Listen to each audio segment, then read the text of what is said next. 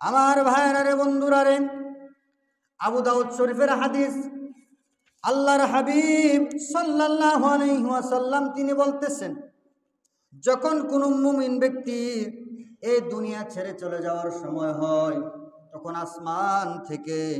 আসমান থেকে সূর্যের মতো চকমক চকমক করবে এমন সুন্দর সুন্দর ফেরেশতা নেমে আসে।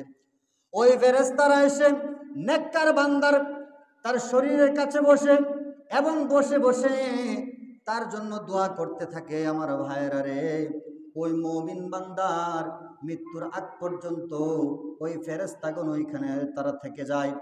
এমন সময় যখন মালাকুল মউত চলে আসে, হযরত জিবরাইল আমিন আলাইহিস সালাতু ওয়াস সালাম যখন, হযরত আজরাইল আমিন আলাইহিস সালাতু ওয়াস সালাম যখন জানটা কবজ করতে চলে আসে, জানটা এমন সহজভাবে কবজ করে, একটা পান থেকে যেভাবে পানি পড়ে যায় সহজে, ওই তেমনি ভাবে তার জানটাকে কবজ করে ফেলে। পড়েন সুবহানাল্লাহ।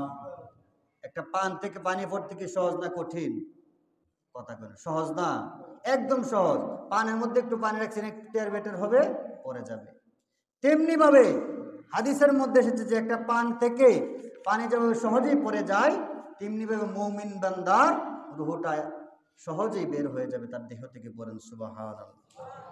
আমার ভাইরা রে, শুধুই তাই নয়, হাদিস শরীফের মধ্যে রয়েছে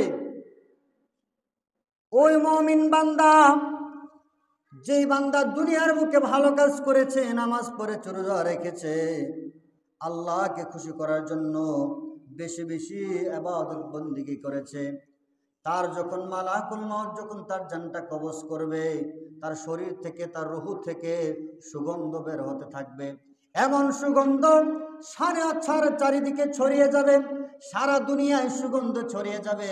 তার রূহটাকে নিয়ে যখন আসমানের দিকে যাওয়া হবে, প্রথম আসমানে যাওয়া হবে, প্রথম আসমানের ফেরেশতাগণ জিজ্ঞেস করবে, এটা কার রূহে এত সুগন্ধ বের হচ্ছে? এটা কার রূহে এত সুগন্ধ বের হচ্ছে?